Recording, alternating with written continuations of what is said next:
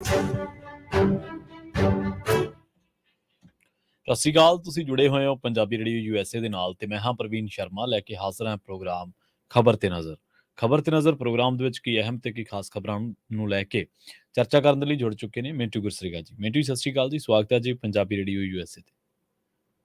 ਜੀ ਸ਼ੁਕਰੀਆ ਸਾਰਿਆਂ ਨੂੰ, ਸਤਿ ਸ੍ਰੀ ਅਕਾਲ ਜੀ। ਜੀ ਦੱਸਦੇ ਚਲੀਏ ਕਿ ਅੱਜ ਦਿਨ ਬੁੱਧਵਾਰ 25 ਅਕਤੂਬਰ 2023 ਨੌਕੱਤਾ ਨਾਨਕਸ਼ਾਹੀ ਸੰਮਤ 555 ਸਪਾਂਸਰ ਕਰਦੇ ਨੇ ਖਾਲਸਾ ਇੰਸ਼ੋਰੈਂਸ ਏਜੰਸੀ ਵਾਲੇ, ਜਿਨ੍ਹਾਂ ਤੋਂ ਤੁਸੀਂ ਹਰ ਤਰੀਕੇ ਦੀ ਇੰਸ਼ੋਰੈਂਸ ਲੈ ਸਕਦੇ ਹੋ। ਇੰਸ਼ੋਰੈਂਸ ਬਾਰੇ ਪਤਾ ਕਰਨ ਦੇ ਲਈ ਇਹਨਾਂ ਦਾ ਨੰਬਰ ਹੈ 408-272-2500।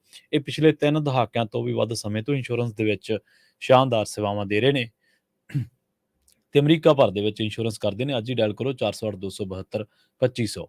ਟਰਕੀਅਨ ਇਮੀਗ੍ਰੇਸ਼ਨ ਲਾ ਫਰਮ ਵਾਲੇ ਜੇ ਟਰਕੀਅਨ ਅਟਾਰਨੀ ਟਰਕੀਅਨ ਦੇ ਨਾਲ ਤੁਸੀਂ US ਇਮੀਗ੍ਰੇਸ਼ਨ ਬਾਬਤ ਕੋਈ ਵੀ ਸਲਾਹ ਕਰਨੀ ਹੈ, ਕੋਈ ਵੀ ਸਵਾਲ ਪੁੱਛਣਾ ਤੇ ਇਹਨਾਂ ਦਾ ਨੰਬਰ ਹੈ 415-909-0503। GK Dhanota Yuba City, Paramjit ਕੌਰੰਗੀ Vacaville, Pritpal Singh Sidhu Fresno, GN lube ਵਾਲੇ ਟਰੱਕ ਵਾਸ਼ ਕਰਦੇ ਨੇ, ਆਇਲ ਚੇਂਜ ਕਰਦੇ ਨੇ, ਏਅਰ ਬ੍ਰੇਕਾਂ ਦਾ ਕੰਮ ਤਸੱਲੀ ਬਖਸ਼ ਕਰਦੇ ਨੇ, ਨਵੇਂ ਪੁਰਾਣੇ ਟਾਇਰ ਵੀ ਇਹਨਾਂ ਤੋਂ ਮਿਲਦੇ ਨੇ। ਲੋਕੇਸ਼ਨ ਸੈਂਟਰ ਨੀਲਾ ਦੀ ਨੀਮਾ ਸੋਤਾ ਦੇ ਨਾਲ ਗੱਲ ਕੀਤੀ ਜਾ ਸਕਦੀ ਹੈ 209-277-0113 ਤੇ MK market Kashmir Singh Sacramento ਤੋਂ। ਇਹਨਾਂ ਸਾਰੇ ਹੀ ਸਪਾਂਸਰਸ ਦਾ ਬਹੁਤ-ਬਹੁਤ ਧੰਨਵਾਦ। ਤੇ ਜੇਕਰ ਤੁਸੀਂ ਵੀ ਪੰਜਾਬੀ ਰੇਡੀਓ USA ਦੇ ਇਹਨਾਂ ਪ੍ਰੋਗਰਾਮਾਂ ਨੂੰ ਸਪਾਂਸਰ ਕਰਨਾ ਚਾਹੁੰਦੇ ਹੋ ਤਾਂ ਸਟੂਡੀਓ ਦਾ ਨੰਬਰ ਹੈ 408-272-5200। ਪੰਜਾਬੀ ਰੇਡੀਓ USA ਦੇ ਪ੍ਰੋਗਰਾਮ ਖਬਰ ਤੇ ਨਜ਼ਰ ਨੂੰ ਤੁਸੀਂ ਇਸ ਵੇਲੇ ਸੁਣ ਰਹੇ ਹੋ AM FM ਸਟੇਸ਼ਨਸ ਦੇ ਨਾਲ ਰੇਡੀਓ ਸੈੱਟ ਤੇ, ਨੈਟ ਤੇ, mobile app, social media platforms Facebook, YouTube ਤੇ ਸੁਣ ਰਹੇ ਹੋ, ਦੇਖ ਰਹੇ ਹੋ। ਸਾਰਿਆਂ ਦਾ ਹੀ ਪ੍ਰੋਗਰਾਮ ਦੇ ਵਿੱਚ ਸਵਾਗਤ ਹੈ। ਮਿੰਟੂ ਜੀ ਖਬਰਾਂ ਦੇ ਵੱਲ ਆਈਏ ਤੇ ਸ਼ੁਰੂਆਤ ਕਰੀਏ ਅਮਰਤਪਾਲ ਸਿੰਘ ਦੇ ਪਿਤਾ ਤੋਂ। ਉਹਨਾਂ ਦੇ ਨਾਲ ਜੁੜੀ ਖਬਰ ਤੋਂ, ਉਹਨਾਂ ਨੂੰ 에ਅਰਪੋਰਟ ਤੇ ਰੋਕਿਆ ਗਿਆ ਜੀ। ਜੀ ਬਿਲਕੁਲ, ਇਹ ਨਵੀਂ ਖਬਰ ਨਹੀਂ ਹੈ ਇਸ ਫੈਮਿਲੀ ਦੀ। ਜੇ ਤੁਸੀਂ ਵੇਖੋਗੇ ਤਾਂ ਪਹਿਲਾਂ ਅਮਰਤਪਾਲ ਸਿੰਘ ਦੀ ਵਾਈਫ ਨੂੰ ਰੋਕਿਆ ਗਿਆ ਸੀ, ਸ਼ਾਇਦ 2 ਮਰਤਬਾ, 2 ਜਾਂ 3 ਮਰਤਬਾ। ਉਸ ਤੋਂ ਬਾਅਦ ਅੱਜ ਜਿਹੜੀ ਖਬਰ ਆ ਰਹੀ ਹੈ ਕਿ ਤਰਸੇਮ ਸਿੰਘ ਜਾਣਾ ਚਾਹੁੰਦੇ ਸੀਗੇ ਕਤਰ ਦੇ ਵਿੱਚ। ਇਹਨਾਂ ਨੂੰ ਕੋਈ ਕਾਰੋਬਾਰ ਸੰਬੰਧੀ ਉੱਥੇ ਕੋਈ ਜ਼ਰੂਰਤ ਹੋਏਗੀ ਜਾਣ ਆਉਣ ਦੀ, ਤਾਂ ਦੱਸਦੇ ਆ ਕਿ ਅਧਿਕਾਰੀਆਂ ਨੇ ਜੋ ਮਤਲਬ ਕਿ ਉੱਥੇ ਮੌਜੂਦ ਸੀਗੇ ਵਿਦੇਸ਼ ਜਾਣ ਦੀ ਇਜਾਜ਼ਤ ਨਹੀਂ ਦਿੱਤੀ। ਤੇ ਸਵੇਰੇ ਅੰਮ੍ਰਿਤਸਰ ਏਅਰਪੋਰਟ ਤੇ ਪਹੁੰਚੇ ਸੀਗੇ ਤਾਂ ਉੱਥੇ ਏਅਰਪੋਰਟ ਤੇ ਇਹਨਾਂ ਨੂੰ ਰੋਕ ਲਿਆ ਗਿਆ ਤੇ ਬਾਅਦ ਦੇ ਵਿੱਚ ਫਿਰ ਮਤਲਬ ਕਿ ਇਹਨਾਂ ਨੂੰ ਚੜ੍ਹਨ ਤੋਂ ਮਨਾ ਕਰ ਦਿੱਤਾ ਗਿਆ। ਹੁਣ ਦੇਖੋ ਇਹਦੇ ਵਿੱਚ ਇਹ ਜੋ ਵਾਰ-ਵਾਰ ਹੋ ਰਿਹਾ, ਮੈਂ ਅੱਗੇ ਵੀ ਕਿਹਾ ਸੀਗਾ ਕਿ ਦੇਖੋ ਠੀਕ ਆ, ਕਾਨੂੰਨ ਦੀ ਨਿਗਾਹ 'ਚ ਜਾਂ ਕਾਨੂੰਨ ਦੇ ਕਾਗਜ਼ਾਂ 'ਚ ਜੋ ਕੋਈ ਗਲਤ ਆ ਉਹ ਜੇਲ੍ਹ ਦੇ ਵਿੱਚ ਹੋ ਸਕਦਾ ਹੈ, ਉਹਦੇ ਨਾਲ ਕੋਈ ਸਹਿਮਤ ਹੋ ਸਕਦਾ ਹੈ। ਪਰ ਜੋ ਜੇਲ੍ਹ ਦੇ ਵਿੱਚ ਉਹਨਾਂ ਦੇ ਉੱਥੇ ਬੰਦੀਆਂ ਦੇ ਜੋ ਵੀ ਅਧਿਕਾਰ ਨੇ ਜੇਲ੍ਹ ਮੈਨੂਅਲ ਅਨੁਸਾਰ ਇੱਕ ਬਹਾਲ ਰਹਿਣੇ ਚਾਹੀਦੇ ਆ। ਦੂਜਾ ਇਹ ਆ ਕਿ ਜਿੰਨੀ ਵੀ ਹੁਣ ਤੱਕ ਇਨਵੈਸਟੀਗੇਸ਼ਨ ਹੋਈ ਆ, ਜੇ ਉਹਦੇ ਵਿੱਚ ਕੋਈ ਵੀ ਬੰਦਾ, ਚਾਹੇ ਕੋਈ ਯਾਰ ਮਿੱਤਰ ਆ, ਕੋਈ ਸੱਜਣ ਸਨੇਹੀ, ਚਾਹੇ ਕੋਈ ਰਿਸ਼ਤੇਦਾਰ ਆ, ਜੇ ਉਹਦੀ ਸ਼ਮੂਲੀਅਤ ਕਿਸੇ ਕੇਸ ਦੇ ਵਿੱਚ, ਕਿਸੇ ਕਨਸਪੀਰੇਸੀ ਦੇ ਵਿੱਚ ਹੈ ਹੀ ਨਹੀਂ ਹੈ ਹੁਣ ਤੱਕ, ਤਾਂ ਫਿਰ ਮੈਨੂੰ ਨਹੀਂ ਲੱਗਦਾ ਕਿ ਇਸ ਤਰ੍ਹਾਂ ਦੀ ਨੌਬਤ ਆਉਣੀ ਚਾਹੀਦੀ ਆ। ਮੇਰਾ ਮੰਨਣਾ ਇਹ ਹੈ ਕਿ ਠੀਕ ਆ, ਤੁਹਾਨੂੰ ਕੋਈ ਆਪਦਾ ਕੰਸਰਨ ਹੋ ਸਕਦਾ ਹੈ ਤਾਂ ਤੁਸੀਂ ਕਿਸੇ ਤੋਂ ਡਿਕਲੇਰੇਸ਼ਨ ਲੈ ਸਕਦੇ ਹੋ, ਕਿਉਂਕਿ ਫੈਮਿਲੀ ਇੱਥੇ ਰਹਿ ਰਹੀ ਹੈ ਉਹਦੀ ਘੜੀ ਜੀ। ਅਮਰਤਪਾਲ ਸਿੰਘ ਦੀ ਵਾਈਫ ਇੱਥੇ ਆ, ਮਾਂ ਇੱਥੇ ਆ, ਹੋਰ ਪਰਿਵਾਰਕ ਮੈਂਬਰ ਇੱਥੇ ਆ, ਜੋ ਵੀ ਘਰ ਬਾਰ ਹੈ ਸਾਰਾ ਕੁਝ ਇੱਥੇ ਆ, ਆਉਣਾ ਤਾਂ ਖੀਰ ਇੱਥੇ ਹੈ ਨਾ ਬੰਦੇ ਨੇ। ਸੋ ਕਹਿਣ ਦਾ ਮਤਲਬ ਇਹ ਹੋ ਕਿ ਤੁਸੀਂ ਕਿਸੇ ਤੋਂ, ਜੇ ਤੁਹਾਨੂੰ ਕੋਈ ਡਰ ਹੈ ਕਿ ਉੱਥੇ ਜਾ ਕੇ ਕੋਈ ਇਕੱਠ ਕਰ ਸਕਦੇ ਆ ਜਾਂ ਕੋਈ ਹੋਰ ਅਭੀ ਨਵੀ ਕਰਨ ਦਾ ਤੁਹਾਨੂੰ ਕੋਈ ਅੰਦੇਸ਼ਾ ਹੈ, ਕੋਈ ਸ਼ੱਕ ਹੈ, ਤਾਂ ਤੁਸੀਂ ਡਿਕਲੇਰੇਸ਼ਨ ਲੈ ਸਕਦੇ ਹੋ ਕਿਸੇ ਤੋਂ ਕਿ ਅਜਿਹਾ ਜੇ ਤੁਸੀਂ ਕਰੋਗੇ ਤੇ ਫਿਰ ਗਾਂ ਤੁਸੀਂ ਬਈ ਇਸ ਤਰ੍ਹਾਂ ਟਰੈਵਲ ਕਰਨ ਦੇ ਹੱਕਦਾਰ ਨਹੀਂ ਰਹੋਗੇ। ਜਦ ਇੰਡੀਅਨ ਪਾਸਪੋਰਟ ਹੈ ਕਿਸੇ ਕੋਲ ਤੇ ਉਹਨੂੰ ਤਾਂ ਜਦੋਂ ਮਰਜ਼ੀ ਤੁਸੀਂ ਪਲੇਟੇ 'ਚ ਲੈ ਸਕਦੇ ਹੋ ਨਾ ਜੀ। ਤਾਂ ਗੱਲ ਇਹ ਹੈ ਕਿ ਜਾਂ ਤਾਂ ਤੁਸੀਂ ਕੋਈ ਨੁਕਸ ਕੱਢੋ ਕਿਸੇ 'ਚ ਕਿ ਇਹ ਬੰਦਾ ਵੀ ਫਲਾਣੇ ਬੰਦੇ ਦੇ ਨਾਲ ਕਿਸੇ ਕਿਸਮ ਦੀ ਸਾਜ਼ਿਸ਼ ਜਾਂ ਕੇਸ ਦੇ ਵਿੱਚ, ਗੁਨਾਹ ਦੇ ਵਿੱਚ ਸ਼ਾਮਲ ਸੀ, ਜੇ ਨਹੀਂ ਤਾਂ ਉਹਨੂੰ ਜੋ ਉਹਦਾ ਰਾਈਟ ਬਣਦਾ ਉਹਨੂੰ ਦਿੱਤਾ ਜਾਣਾ ਚਾਹੀਦਾ। ਹਾਂ, ਦੂਜੀ ਚੀਜ਼ ਇਹ ਆ ਕਿ ਮੈਂ ਅੱਗੇ ਵੀ ਕਿਹਾ ਸੀਗਾ ਕਿ ਇਸ ਪਰਿਵਾਰ ਦੇ ਕੋਲ ਇੱਕ ਆਪਸ਼ਨ ਇਹ ਹੈ ਕਿ ਕੋਰਟ 'ਚ ਜਾ ਸਕਦਾ ਹੈ, ਕਿਉਂਕਿ ਜੇ ਅਥਾਰਟੀਜ਼ ਤੁਹਾਨੂੰ ਰੋਕਦੀਆਂ, ਜੇ ਤੁਹਾਨੂੰ ਟਰੈਵਲ ਕਰਨ ਜ਼ਰੂਰੀ ਹੈ ਤਾਂ ਮੇਰੇ ਖਿਆਲ ਦੇ ਨਾਲ ਇਹਦਾ ਮਸਲਾ ਫਿਰ ਹੱਲ ਹੋਏਗਾ ਹਾਈ ਕੋਰਟ ਜਾਂ ਸੁਪਰੀਮ ਕੋਰਟ 'ਚ ਜਾ ਕੇ, ਕਿਉਂਕਿ ਉੱਥੇ ਫਿਰ ਜਵਾਬ ਮੰਗਿਆ ਜਾਏਗਾ, ਸੰਬੰਧਿਤ ਧਿਰ ਨੂੰ ਜਾ ਕੇ ਦੱਸਣਾ ਪਏਗਾ ਕਿ ਕਿਉਂ ਰੋਕ ਰਹੇ ਨੇ, ਤੇ ਉਹਦੇ ਉੱਤਰ ਜਿਹੜੇ ਆ ਉਹ ਜਿਹੜਾ ਵੀ ਪਟੀਸ਼ਨ ਕਰਤਾ ਹੁੰਦਾ ਦੇ ਸਕਦਾ ਹੈ, ਕਿਉਂਕਿ ਵਕੀਲਾਂ ਨੇ ਕੇਸ ਲੜਨਾ ਹੁੰਦਾ ਹੈ। ਸੋ ਇਹੀ ਆਪਸ਼ਨ ਬਚਦਾ, ਤੇ ਪਰ ਮੈਨੂੰ ਨਹੀਂ ਲੱਗਦਾ ਨੇੜਲੇ ਭਵਿੱਖ ਦੇ ਵਿੱਚ ਵੀ ਕਿਸੇ ਵੀ ਪਰਿਵਾਰਕ ਮੈਂਬਰ ਨੂੰ ਇਹ ਕੋਈ ਵੀ ਵਿਦੇਸ਼ ਯਾਤਰਾ ਦੇ ਵਿੱਚ ਕੋਈ ਢਿੱਲ ਦੇਣ ਦੇ ਰਾਹ 'ਚ ਲੱਗਦੇ ਆ। ਜੀ। ਤੇ 1 ਨਵੰਬਰ ਨੂੰ ਜਿਹੜੀ ਮੁੱਖ ਮੰਤਰੀ ਨੇ ਬਹਿਸ ਰੱਖੀ ਹੈ ਜੀ, ਇਹਦੇ 'ਚ ਸ਼ਾਮਲ ਹੋਣਗੇ ਸੁਨੀਲ ਜਾਖੜ? ਦੇਖੋ ਚਲੋ ਇਹ ਬਹਿਸ ਜਿਹੜੀ ਆ ਉਹ ਇੱਕ ਘੱਟੋ ਘੱਟ ਹੋਣਾ ਕਿਸੇ ਪਲੇਅਰ ਦੇ ਨਾਲ ਬਈ ਥੋੜਾ ਰੌਚਕ ਮੋੜ ਤੇ ਤਾਂ ਜਾਏਗੀ ਨਾ, ਇੱਕ ਪਲੇਅਰ ਤੇ ਆਏਗਾ, ਜੀ। ਨਹੀਂ ਤੇ ਇਹ ਤਾਂ ਵਨ ਸਾਈਡਡ ਮੈਚ ਹੋ ਜਾਣਾ ਸੀ। ਮਾਨ ਸਾਹਿਬ ਨੇ ਉੱਥੇ ਆਉਣਾ ਸੀ, ਵੈਸੇ ਮਾਨ ਸਾਹਿਬ ਦੇ ਬਰੋਬਰ ਭਾਵੇਂ 10 ਵੀ ਬਹਿ ਗਏ ਉਹਨਾਂ ਨੇ ਵਨ ਸਾਈਡਡ ਹੀ ਕਰ ਦੇਣਾ, ਕਿਉਂਕਿ ਉਹਨਾਂ ਨੇ ਮੌਕਾ ਦੂਜੇ ਨੂੰ ਬਹੁਤ ਘੱਟ ਦੇਣਾ ਆ। ਖੈਰ ਦੇਖੋ ਇਹ ਗੱਲ ਹੁਣ ਸੁਨੀਲ ਜਾਖੜ ਹੋਰਾਂ ਨੇ ਕਹੀ ਆ ਕਿ ਮੈਂ ਬਹਿਸ ਵਾਸਤੇ ਤਿਆਰ ਆ, ਮੈਂ ਜਾਊਂਗਾ, ਪਰ ਉਹਨਾਂ ਨੇ ਤੇ ਤੁਹਾਨੂੰ ਪਹਿਲੇ ਦਿਨ ਹੀ ਕਿਹਾ ਸੀਗਾ ਜੀ। ਇਹ ਕਹਿੰਦੇ ਕਿ ਮੈਂ ਜ਼ਰੂਰ ਜਾਵਾਂਗਾ, SYL ਤੇ ਹੀ ਨਹੀਂ ਸਗੋਂ ਪੰਜਾਬ ਵਿੱਚ ਨਿਯੁਕਤੀ ਪੱਤਰਾਂ ਦੀ ਉਡੀਕ ਕਰ ਰਹੇ ਮੁਲਾਜ਼ਮਾਂ ਦੇ ਮੁੱਦਿਆਂ ਤੇ ਵੀ ਜਵਾਬ ਲਵਾਂਗੇ। ਜੀ। ਨਾਲ ਉਹਨਾਂ ਨੇ ਕਿਹਾ ਕਿ ਅਸੀਂ ਜਵਾਬ ਦੇਣ ਨਹੀਂ ਸਗੋਂ ਸਰਕਾਰ ਤੋਂ ਜਵਾਬ ਮੰਗਣ ਜਾਣਾ ਹੈ। ਅਸੀਂ ਜਾਣਾ ਹੈ ਖੁਦਕੁਸ਼ੀ ਕਰ ਚੁੱਕੀ ਅਸਿਸਟੈਂਟ ਪ੍ਰੋਫੈਸਰ ਬਲਵਿੰਦਰ ਕੌਰ ਦੇ ਭਰਾ ਬਲਦੇਵ ਸਿੰਘ ਦੇ ਨਾਲ, ਜਿਹੜੇ ਕਿ ਸਾਡੇ ਨਾਲ ਜਾ ਕੇ ਗਵਰਨਰ ਬਨਵਾਰੀ ਲਾਲ ਪੁਰੋਹਿਤ ਨਾਲ ਮੁਲਾਕਾਤ ਵੀ ਕਰਨਗੇ। ਤਾਂ ਯਾਨੀ ਇਹ ਥੋੜਾ ਜਿਹਾ ਜਿਹੜਾ ਹੁਣ ਕਹ ਲਓ ਕਿ ਜਿਹੜਾ ਹੰਕਾਰ ਵਾਲਾ ਅੰਦਾਜ਼ ਆ, ਲਲਕਾਰ ਵਾਲਾ ਅੰਦਾਜ਼ ਆ, ਇਹ ਸ਼ਾਇਦ ਇਸੇ ਕਰਕੇ ਆ ਕਿਉਂਕਿ ਸੁਨੀਲ ਜਾਖੜ ਨੂੰ ਲੱਗਦਾ ਹੈ ਕਿ ਜਿੰਨੇ ਕੁ ਮੁੱਦੇ ਸਾਡੇ ਵਿਰੁੱਧ ਹੈਗੇ ਆ, ਬਤੌਰ ਕਾਂਗਰਸੀ ਨੇਤਾ ਜੋ ਹੁਣ ਉਹ ਭਾਜਪਾ ਦੇ ਨੇਤਾ ਹੈ, ਕਿ ਜਿੰਨਾ ਕੋ ਕੁਝ ਸਾਡੇ ਖਿਲਾਫ ਹੈਗਾ ਬਹੁਤਾ ਨਹੀਂ ਤੇ ਉਹ ਤੋਂ ਥੋੜਾ ਜਿਹਾ ਘੱਟ ਤੇ ਫਿਰ ਸਾਡੇ ਕੋਲ ਵੀ ਹੈਗਾ। ਇੱਕ ਮੈਂ ਤੁਹਾਨੂੰ ਦੱਸ ਦੇਵਾਂ ਕਿ ਜੇ ਕਿਸੇ ਵੀ ਆਰਥਿਕ ਸ਼ਾਸਤਰੀ ਦੇ ਨਾਲ ਇਹ ਬਹਿਸ 'ਚ ਬੈਠ ਜਾਣ, ਜਾਂ ਨਵਜੋਤ ਸਿੰਘ ਸਿੱਧੂ ਜਾਂ ਸੁਖਪਾਲ ਸਿੰਘ ਖਹਿਰਾ ਆ ਜਾਵੇ ਬਹਿਸ ਦੇ ਵਿੱਚ, ਤਾਂ ਇਹ ਸਰਕਾਰ ਇੰਨੇ ਹੀ ਕਾਰਜਕਾਲ 'ਚ ਕਰ ਜਾਵੇਗੀ, ਇੰਨੇ ਹੀ ਕਾਰਜਕਾਲ 'ਚ ਕਰ ਜਾਵੇਗੀ। ਯਾਨੀ ਕਹਿਣ ਦਾ ਮਤਲਬ ਕਿ ਡਿਬੇਟ ਤਾਂ ਫਿਰ ਬੈਲੈਂਸ ਹੋ ਗਈ ਨਾ, ਕਿ ਉਹਨੇ ਕੋ ਮੁੱਦੇ ਵਿਰੋਧੀਆਂ ਕੋਲ ਵੀ, ਉਹਨੇ ਕੋ ਤੁਹਾਡੇ ਕੋਲ ਵੀ ਆ। ਤੁਹਾਡੇ ਕੋਲ ਠੀਕ ਹੈ ਜ਼ਿਆਦਾ ਹੋ ਸਕਦੇ ਆ, ਪਰ ਬਹਿਸ ਚੁੱਕੇ ਕਾਰਨਾਮੇ ਤੁਹਾਡੇ ਵੀ ਹੈਗੇ ਆ, ਮਤਲਬ ਕਿ ਇੱਕ ਬਹਿਸ ਹੋ ਸਕਦੀ ਹੈ। ਪਰ ਬਹਿਸ ਮੇਰਾ ਮੰਨਣਾ ਪ੍ਰਵੀਨ ਜੀ, ਬਹਿਸ ਦਾ ਫਾਇਦਾ ਤਾਂ ਆ ਚਾਹੇ ਉਹਦੇ 'ਚ ਜਾਖੜ ਸਾਹਿਬ ਆਉਣ, ਵੈਸੇ ਤੇ ਮਾਨ ਸਾਹਿਬ ਵੀ ਕਹਿ ਰਹੇ, ਸਿਮਰਨਜੀਤ ਸਿੰਘ ਮਾਨ, ਕਿ ਮੈਨੂੰ ਜੇ ਸੱਦਾ ਆਇਆ ਮੈਂ ਵੀ ਜਾਵਾਂਗਾ। ਹੁਣ ਗੱਲ ਇਹ ਹੈ ਕਿ ਚਲੋ ਸਾਰੇ ਜਾਓ, ਜੀ ਸਦਕੇ ਜਾਓ। ਵੈਸੇ ਮੈਨੂੰ ਡਿਬੇਟ ਵਾਲਾ ਚੱਲਣ ਵਧੀਆ ਲੱਗਿਆ ਕਿ ਜੇ ਡਿਬੇਟ ਵਾਲਾ ਚੱਲਣ ਚੱਲ ਪਵੇ, ਮਾੜਾ ਨਹੀਂ ਆ, ਵੈਸਾ ਹੱਕ 'ਚ। ਪਰ ਡਿਬੇਟ ਉਹ ਡਿਬੇਟ ਨਹੀਂ ਹੁੰਦਾ ਜਿਹੜਾ ਇੱਕ ਦੂਜੇ ਨੂੰ ਨੀਵਾਂ ਵਿਖਾਉਣ, ਛੁਟਿਆਉਣ ਤੇ ਸਿਆਸਤ ਚਮਕਾਉਣ ਵਾਸਤੇ ਕੀਤਾ ਜਾਵੇ। ਡਿਬੇਟ ਦੇ ਐਂਡ ਦੇ ਵਿੱਚ ਦੋ ਚੀਜ਼ਾਂ ਹੋਣੀਆਂ ਲਾਜ਼ਮ ਨੇ, ਕਿ ਇੱਕ ਤੇ ਇਹ ਆ ਕਿ ਚਾਹੇ ਕੋਈ ਸੱਤਾਧਾਰੀ ਹੈ, ਚਾਹੇ ਕੋਈ ਆਪੋਜੀਸ਼ਨ ਵਾਲਾ ਹੈ, ਉਹ ਆਪਣੀ ਜਾਂ ਆਪਣੀ ਪਾਰਟੀ ਦੀ ਫੇਲੀਅਰ ਖੜੇ ਮੱਥੇ ਸਵੀਕਾਰ ਕਰ ਲਵੇ, ਤੇ ਦੂਜਾ ਕਿ ਉਸ ਨੁਕਤੇ ਤੇ ਆ ਕੇ ਸਾਰੇ ਸਹਿਮਤ ਹੋ ਜਾਣ ਕਿ ਅਸੀਂ ਭਵਿੱਖਮੁਖੀ ਨੀਤੀਆਂ ਤੇ ਕਿਵੇਂ ਚੱਲਣਾ ਹੈ, ਚਾਹੇ ਉਹਦੇ ਚ ਆਪੋਜੀਸ਼ਨ ਹੈ ਤੇ ਚਾਹੇ ਸੱਤਾਧਾਰੀ ਤੇ। ਮੇਰਾ ਮੰਨਣਾ ਹੈ ਕਿ ਸੁਨੀਲ ਜਾਖੜ ਬਹਿਸ ਚ ਜਿੱਤਣ, ਮਾਨ ਸਾਹਿਬ ਜਿੱਤਣ, ਕੋਈ ਫਰਕ ਨਹੀਂ ਪੈਂਦਾ। ਫਰਕ ਇਹ ਪੈਂਦਾ ਹੈ ਕਿ ਭਵਿੱਖਮੁਖੀ ਰਣਨੀਤੀ ਵੀ ਇਕੱਠੇ ਹੋ ਕੇ ਇੱਥੇ ਕਰ ਲਵਾਂਗੇ ਕਿ ਚਲੋ ਹੁਣ ਡਿਬੇਟ ਦਾ ਫੈਸਲਾ ਹੋ ਗਿਆ ਜਾਂ ਜਨਤਾ ਕਰਦਾ ਹੈਗੀ, ਤੇ ਭਵਿੱਖਮੁਖੀ ਯੋਜਨਾ ਕੀ ਹੋਏਗੀ, AI ਚ ਕਿਵੇਂ ਅੱਗੇ ਵਧਾਂਗੇ ਅਸੀਂ, IT ਸੈਕਟਰ ਚ ਅਸੀਂ ਕਿੱਦਾਂ ਪੰਜਾਬੀਆਂ ਨੂੰ ਅੱਗੇ ਲੈ ਕੇ ਜਾਣਾ ਹੈ। ਅੱਜ ਹਿਮਾਚਲ, ਉੱਤਰਾਖੰਡ ਵਰਗੇ ਸੂਬੇ ਤੋਂ ਵੀ ਸਾਡੀ ਗਰੋਥ ਰੇਟ ਪਛੜੀ, ਉਹ ਵੀ ਲੈਂਡਲੌਕ ਨੇ। ਮੈਂ ਤਾਂ ਤੁਲਨਾ ਕੀਤੀ ਹੈ, ਮੇਰੇ ਕੋਲ ਆંકੜੇ ਬਹੁਤ ਹੁੰਦੇ ਆ ਪ੍ਰਵੀਨ ਜੀ, ਤੁਹਾਨੂੰ ਪਤਾ ਹੈ। ਇਹ ਦੋ ਰਾਜਾਂ ਦਾ ਮੈਂ ਇਸ ਕਰਕੇ ਕਹਿ ਰਿਹਾ ਕਿ ਲੈਂਡਲੌਕ ਨੇ, ਹਰਿਆਣਾ ਤਾਂ ਛੱਡ ਦਿਓ, ਹਰਿਆਣਾ ਨੂੰ ਤਾਂ ਤੁਸੀਂ ਫੜ ਹੀ ਨਹੀਂ ਸਕਦੇ ਹੋ ਨਾ, ਹਰਿਆਣਾ ਇੰਨੀ ਦੂਰ ਹੈ ਨਾ, ਉਹਨੂੰ ਨਹੀਂ ਫੜ ਸਕਦੇ ਤੁਸੀਂ। ਮੈਂ ਲੈਂਡਲੌਕ 2 ਸਟੇਟਾਂ ਦਾ ਹਵਾਲਾ ਦੇ ਕੇ ਕਹਿ ਰਿਹਾ। ਜੀ ਜੀ। ਸੋ ਗੱਲ ਇਹ ਹੈ ਕਿ ਉਹ ਬਰੋਬਰ ਕਿਵੇਂ ਜਾਣਾ ਹੈ। ਹੂੰ ਬਾਰਡਰ ਏਰੀਆ ਰਾਜਸਥਾਨ ਵੀ ਹੈ, ਬਾਰਡਰ ਏਰੀਆ ਗੁਜਰਾਤ ਵੀ ਹੈ।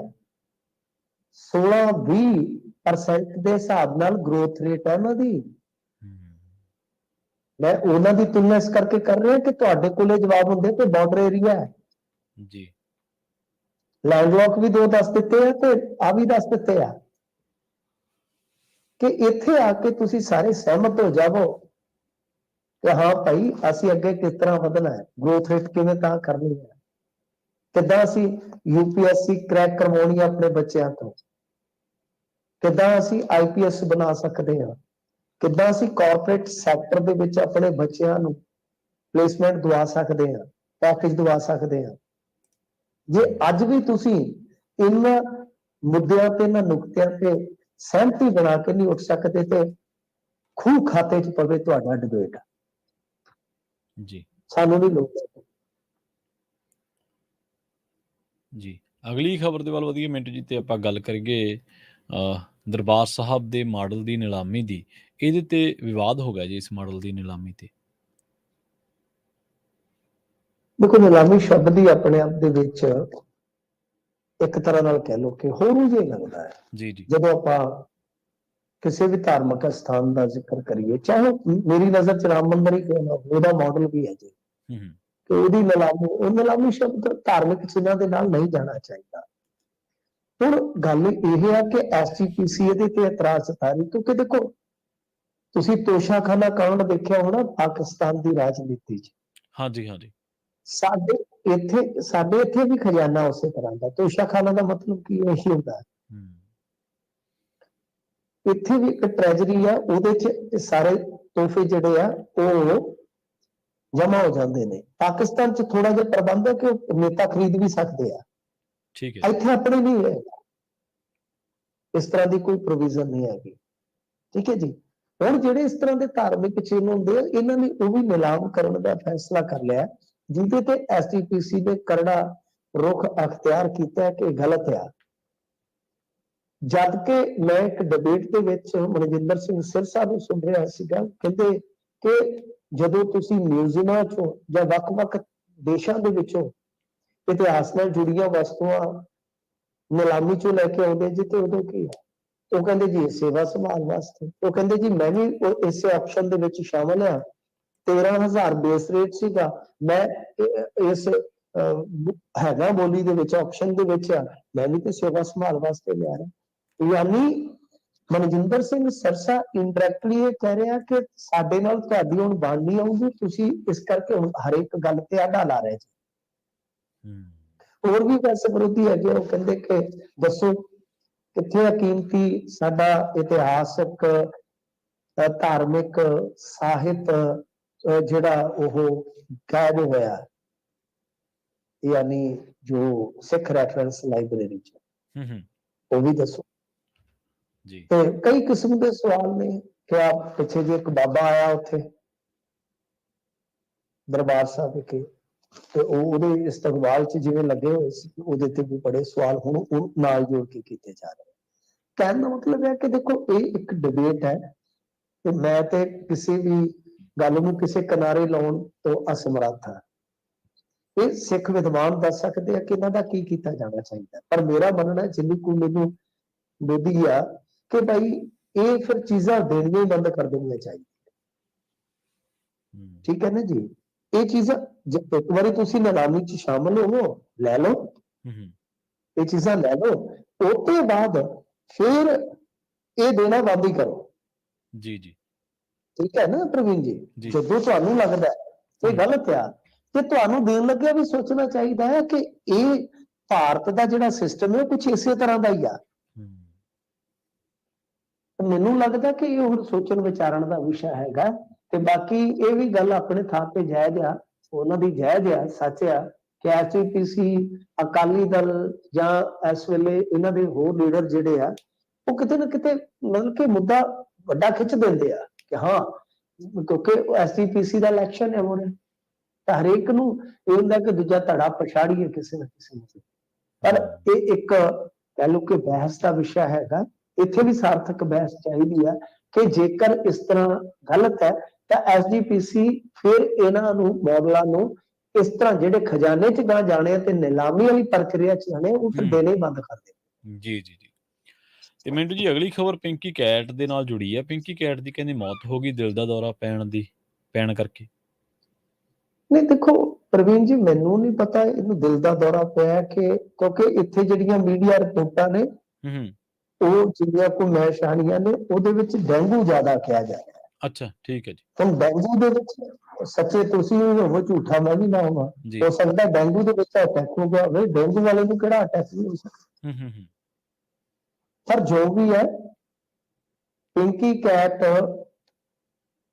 ਫੌਤ ਹੋ ਗਿਆ, ਹੂੰ, ਹੂੰ, ਉਹਦੀ ਮੌਤ ਹੋ ਗਈ ਹੈ, ਹਸਪਤਾਲ ਚੋਂ ਜ਼ੇਰੇ ਇਲਾਜ ਸੀਗਾ। ਕੁੜੀ ਉਹਦੀ ਵਿਦੇਸ਼ ਦੇ ਵਿੱਚ ਆ। ਹੁਣ ਉੱਤੇ ਆਉਣ ਤੋਂ ਬਾਅਦ ਫਿਰ ਸੰਸਕਾਰ ਹੋਏਗਾ। ਜੀ। ਗੁਰਮੀਤ ਪਿੰਕੀ ਤੇ ਹੁਣ ਸਮਾਂ ਲਾਉਣ ਦਾ ਮੈਨੂੰ ਨਹੀਂ ਲੱਗਦਾ ਕਿ ਤੁਕ ਬਣਦਾ, ਕਿਉਂਕਿ ਪੰਜਾਬ ਦੇ ਬੱਚੇ ਨੂੰ ਪਤਾ ਸੀ ਹੂੰ, ਕਿ ਕਿੱਦਾਂ ਇਹ ਉਹ ਕੈਟ ਦਸਤੇ ਦਾ ਹਿੱਸਾ ਸੀ ਜਿਨ੍ਹਾਂ ਨੂੰ ਬਾਅਦ ਚ ਪੁਲਿਸ ਚ ਭਰਤੀ ਕੀਤਾ ਗਿਆ ਤੇ ਪ੍ਰਮੋਸ਼ਨਾਂ ਦਿੱਤੀਆਂ ਗਈਆਂ। ਹੂੰ, ਬਾਅਦ ਚ ਜਿਸ ਤਰ੍ਹਾਂ ਨੇ ਅਵਤਾਰ ਗੋਲੇ ਦਾ ਕਤਲ ਕੀਤਾ, ਜੋ ਸਾਬਤ ਹੋਇਆ ਅਦਾਲਤ ਦੇ ਵਿੱਚ, ਹੂੰ, ਹੂੰ, ਹੂੰ, ਉਹ ਤੋਂ ਬਾਅਦ ਇਹ ਸਜ਼ਾ ਯਾਫਤਾ ਹੋਇਆ ਤੇ ਕਿਸ ਤਰ੍ਹਾਂ ਇਹਨੂੰ ਮਾਫੀ ਦਿੱਤੀ ਗਈ, ਫਿਰ ਆ ਕੇ ਨੌਕਰੀ ਤੇ ਚੜ ਗਿਆ, ਫਿਰ ਰਿਸ਼ਵਤ ਕਾਂਡ ਸਾਹਮਣੇ ਆ ਗਿਆ, ਹਾਂਜੀ, ਫਿਰ ਜਦੋਂ ਇਹਦਾ ਦਾਅ ਨਹੀਂ ਲੱਗਾ ਤੇ ਫਿਰ ਸੱਚ ਪੁੱਤਰ ਬਣ ਗਿਆ ਸੀ। ਹਾਂਜੀ, ਹਾਂ, ਬੜੀ ਚਲਾਕੀ ਨਾਲ ਦੂਸਰੇ ਅਫਸਰਾਂ ਨੂੰ ਐਕਸਪੋਜ਼ ਕਰਕੇ ਆਪਦਾ ਪਾਪ ਲੁਕਾ ਲੈਂਦਾ ਸੀ। ਇਹਦੀ ਬੜੀ ਵੱਡੀ ਚਲਾਕੀ ਸੀ, ਪਰ ਹੂੰ, ਲੋਕਾਂ ਨੇ ਖੂਬ ਵਿਊਸ਼ਿਪ ਦਿੱਤੀ। ਕੁਝ ਪੱਤਰਕਾਰਾਂ ਨੇ ਰੱਜ ਕੇ ਪੈਸਾ ਕਮਾਇਆ ਉਹਨਾਂ ਦਿਨਾਂ 'ਚ, ਜੀ, ਜੀ, ਰੱਜ ਕੇ ਕਮਾਇਆ ਤੇ ਫਿਰ ਮੁੜ ਕੇ ਜੇਲ੍ਹ ਦੇ ਵਿੱਚ ਤੁਹਾਨੂੰ ਪਤਾ ਨਾ ਲੜਾਈ ਵੀ ਹੋਈ ਸੀ ਹੂੰ, ਪਟਿਆਲਾ ਦੇ ਵਿੱਚ। ਜੀ, ਸੋ ਗੱਲ ਇਹ ਆ ਕਿ ਇਹ ਸਾਰਾ ਇਹਦਾ ਕਹਿ ਲਓ ਕਿ ਜਿੰਨਾ ਕੁ ਸੰਸਾਰ ਦਾ ਫੇਰਾ ਸੀ ਨਾ, ਇਹਦੇ ਵਿੱਚ ਹੀ ਸਿਮਟ ਜਾਂਦਾ ਹੈ। ਜੀ, ਪਰ ਜਦੋਂ ਜਾਣਾ ਹੀ ਇਸ ਤਰ੍ਹਾਂ ਆ ਤੇ ਜੋ ਤੁਸੀਂ ਕਰਦੇ ਰਹੇ ਜੇ ਉਹ ਥੋੜਾ ਉਸ ਵੇਲੇ ਯਾਦ ਕਰ ਲੈਂਦੇ ਕਿ ਸੰਸਾਰ ਤੋਂ ਜਾਣਾ ਵੀ ਆ, ਸਦਾ ਨਹੀਂ ਇੱਥੇ ਬੈਠੇ ਰਹਿਣਾ। ਕਿਸ ਤਰ੍ਹਾਂ ਇਹ ਬੰਦਾ ਮੁੜ ਕੇ ਜਿੱਦਾਂ ਗੱਲ ਡਰ ਡਰ ਕੇ ਜੀ ਰਿਹਾ ਸੀ, ਹੂੰ, ਜਿੱਦਾਂ ਇਹ ਅਫਸਰਾਂ ਨੂੰ ਕੋਸ ਰਿਹਾ ਸੀਗਾ, ਜਿੱਦਾਂ ਆਪਣੇ ਨਾਲ ਹੋਏ ਧੱਕੇ ਦੀ ਦੁਹਾਈ ਦੇ ਰਿਹਾ ਸੀਗਾ, ਉਹ ਸਾਰੀਆਂ ਚੀਜ਼ਾਂ ਜੇਕਰ ਭਾਈ ਪਹਿਲਾਂ ਯਾਦ ਰੱਖੀਆਂ ਹੁੰਦੀਆਂ ਤੇ ਸ਼ਾਇਦ ਗੱਲ ਜਿਹੜੀ ਹੈ ਇੱਥੋਂ ਤੱਕ ਨਾ ਪਹੁੰਚੇ। ਹੂੰ, ਜੀ, ਜੀ। ਤੇ ਮਿੰਟੂ ਜੀ, ਅਗਲੀ ਖਬਰ ਦੇ ਵੱਲ ਵਧੀਏ। ਸਿਮਰਜੀਤ ਸਿੰਘ ਮਾਨ ਕਹਿ ਰਹੇ ਨੇ, ਉਹ ਕਹਿੰਦੇ ਕਿ ਐਸਜੀਪੀਸੀ ਦੀਆਂ ਚੋਣਾਂ ਦੇ ਵਿੱਚ ਜਿਹੜੀ ਵੋਟਰਾਂ ਦੀ ਉਮਰ ਹੈ ਉਹ 21 ਸਾਲ ਤੋਂ ਘਟਾ ਕੇ 18 ਸਾਲ ਕਰ ਦਿੱਤੀ ਜਾਵੇ ਜੀ। ਮੈਨੂੰ ਵੀ ਇਹ ਲੱਗਦਾ ਕਿ ਬਰੋਬਰ ਕਰ ਦਿਓ। 18 ਸਾਲ ਦਾ ਜੇ ਵੋਟਰ ਭਾਰਤ ਦੀ ਵੋਟ ਪਾ ਸਕਦਾ ਹੈ ਤੇ ਫਿਰ ਉਹਨੂੰ ਐਸਜੀਪੀਸੀ ਦੀ ਵੀ ਵੋਟ ਪਾਉਣ ਦਾ ਅਧਿਕਾਰ ਦੇ ਦਿਓ, ਕਿਉਂਕਿ ਅੱਜ ਦੀ ਜੋ ਦੁਨੀਆ ਚ ਆ ਰਹੀ ਹੈ ਉਹਦੇ ਚ 18 ਸਾਲ ਉਮਰ ਕੋਈ ਘੱਟ ਨਹੀਂ ਹੁੰਦੀ। ਬੱਚਾ ਸਮਝਦਾਰ ਹੋ ਜਾਂਦਾ, ਉਦੋਂ ਤੱਕ ਬਾਲਗ ਸਮਝਿਆ ਜਾਂਦਾ। ਸੋ ਹੂੰ, ਹੂੰ, ਮੈਂ ਇਸ ਗੱਲ ਦੇ ਨਾਲ ਸਹਿਮਤ ਹਾਂ। ਕੁਛ ਇਹਨਾਂ ਨੇ ਮੁੱਦੇ ਹੋਰ ਵੀ ਚੁੱਕੇ ਜਿਹੜੇ ਅਸੀਂ ਚੁੱਕ ਰਹੇ ਹਾਂ ਸਮੇਂ ਤੋਂ, ਕਿ ਕੁਝ ਸਰਕਲ ਛੱਡੇ ਹੋਏ ਨੇ ਪਟਵਾਰੀਆਂ ਨੇ, ਹੂੰ, ਤੇ ਉਹਦੇ ਨਾਲ ਵੋਟਾਂ ਬੰਨੀਆਂ ਜਿਹੜੀਆਂ ਪ੍ਰਭਾਵਿਤ ਹੋ ਰਹੀਆਂ। ਤੇ ਇਸ ਤੋਂ ਇਲਾਵਾ ਇਹ ਆਪਣੇ ਲਈ ਘੋੜਾ ਜਿਹੜਾ ਚੋਣ ਨਿਸ਼ਾਨ ਹੈ ਉਹ ਰਿਜ਼ਰਵ ਮੰਗ ਰਹੇ ਨੇ। ਫਿਰ ਇਸ ਤੋਂ ਇਲਾਵਾ ਇਹਨਾਂ ਨੇ ਕਿਹਾ ਕਿ ਝੋਨੇ ਦੀ ਕਟਾਈ ਹੋ ਰਹੀ ਹੈ, ਸੋ ਲਿਹਾਜ਼ਾ ਇਹ ਜਿਹੜੀਆਂ ਵੋਟਾਂ ਇਹਨਾਂ ਦੀ ਆਖਰੀ ਮਿਤੀ ਬਣਾਉਣ ਦੀ ਉਹ 15 ਨਵੰਬਰ ਤੋਂ ਵਧਾ ਕੇ 10 ਦਸੰਬਰ ਤੱਕ ਕੀਤੀ ਜਾਵੇ।